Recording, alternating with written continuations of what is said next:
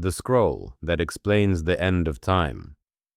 A scroll so ancient its warnings were sealed for thousands of years, until now. Imagine discovering a document that was never meant to be opened, not hidden out of fear, but locked away because humanity wasn't ready to understand it. Inside, a timeline, a pattern, a warning that spans from the beginning of recorded history to a moment that hasn't happened yet. This isn't mythology. It's not folklore passed down through campfire stories. This is a text that archaeologists have studied, theologians have debated, and world leaders have quietly referenced throughout history. So here's the question that changes everything.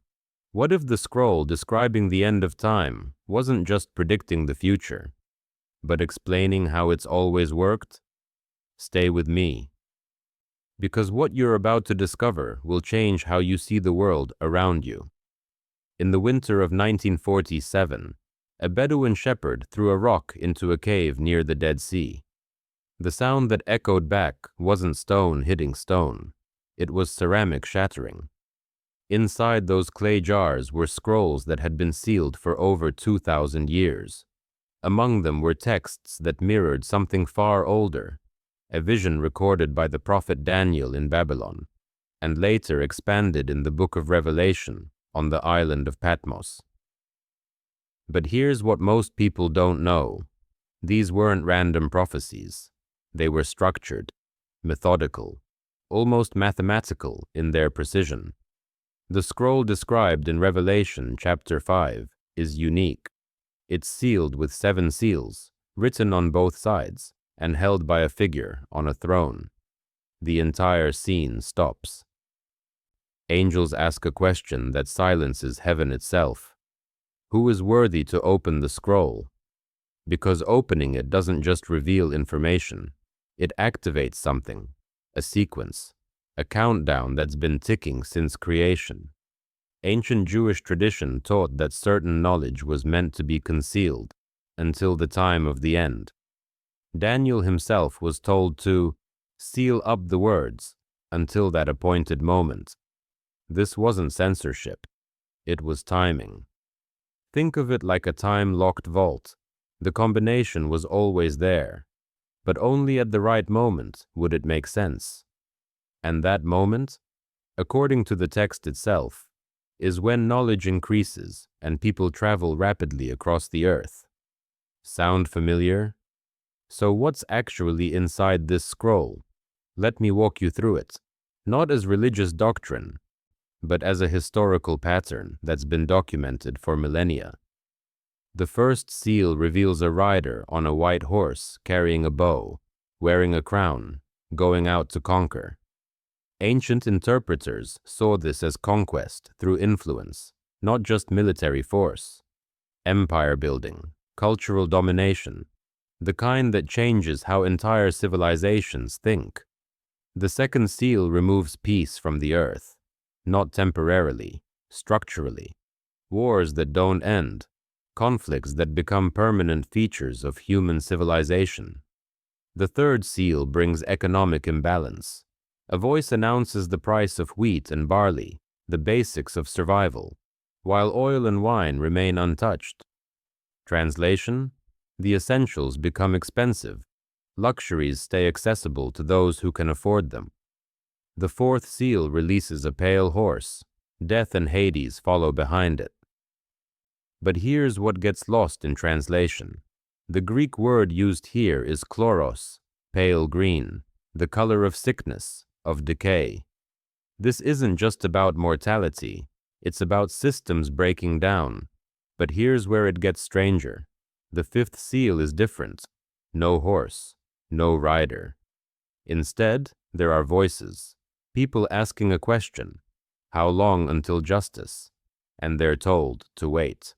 Not because justice isn't coming, but because the number isn't complete yet.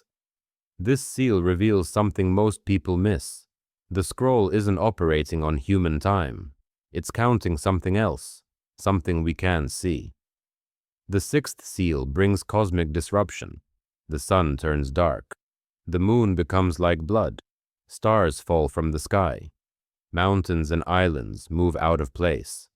Ancient readers understood this as symbolic language for political collapse. When empires fall, it's described as stars falling. When power structures shift, the earth itself seems to shake. The seventh seal, when the final seal breaks, there's silence in heaven for half an hour. No explanation, no narrative, just silence. It's the most haunting image in the entire scroll, because silence means transition, the end of one system, the pause before something entirely new begins. Now, let's talk about the uncomfortable part. The scroll wasn't written as poetry, it was written as a pattern, and patterns repeat. Look at the last century alone. 2 world wars, economic systems restructured twice, the rise of global communication that connected every human on Earth within a single lifetime, the digitization of money, the tracking of every transaction, the ability to control access to buying and selling through technology. The third seal talked about economic measurement, a day's wage for basic food. In the original Greek, the phrase used is choinix, a precise measurement. Why would an ancient apocalyptic text care about economic precision, unless it was describing a system where every transaction is measured, monitored, controlled? I'm not saying we're living in the end times. I'm saying the architecture described in that scroll is being built in real time, whether anyone believes in the scroll or not. Here's the thing most people miss. The scroll doesn't describe random chaos. It describes order, a very specific kind of order. The consolidation of power, resources, and information into fewer and fewer hands until a single system emerges. And once that system is complete, the scroll says a choice becomes unavoidable: participate in the system, or step outside of it entirely. There's no middle ground. Ancient readers called it the mark. Modern readers call it conspiracy. But the text itself is surprisingly clear. It's about identity, about declaring where your allegiance lies, not with fear, with clarity. But there's something deeper embedded in this scroll, something almost no one talks about. The scroll isn't just about what happens, it's about why it was sealed in the first place. In the vision, an angel asks who is worthy to open it. The implication?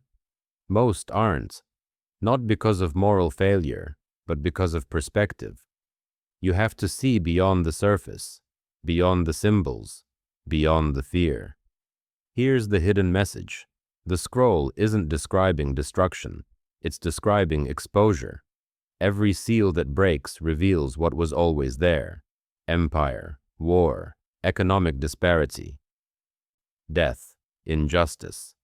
These aren't punishments being unleashed, they're realities being made visible. The scroll forces humanity to see what it's been ignoring, and that's terrifying. Not because of what's coming, but because of what's already here.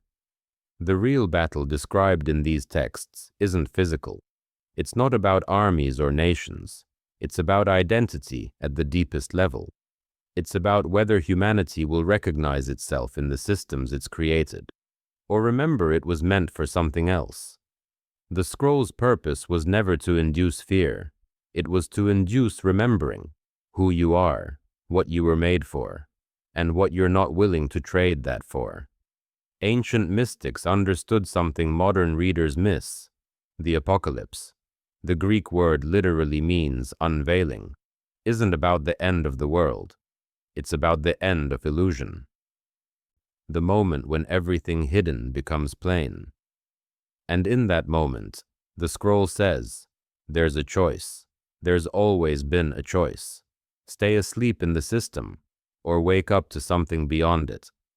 So what is the scroll, really? It's a mirror, held up to every generation, asking the same question: what are you building? What are you becoming? And when the systems you trust collapse, and they always do, what will you have that can't be taken away? The scroll that explains the end of time isn't about predicting dates. It's about recognizing patterns, understanding that history moves in cycles, and every cycle ends with the same test. Will you choose the system or the truth beneath it? The seals are breaking, not in some distant future. In the architecture of the world being built around you right now, you're watching it happen. You're living inside the pattern. But here's the part that should give you hope, not fear. The scroll also says that those who understand it are marked differently. Not with compliance, but with clarity. Not with fear, but with unshakable identity. The scroll explains how time ends, but it also explains what survives when it does. But if this scroll explains how time ends, the next one reveals who survives it, the final deception.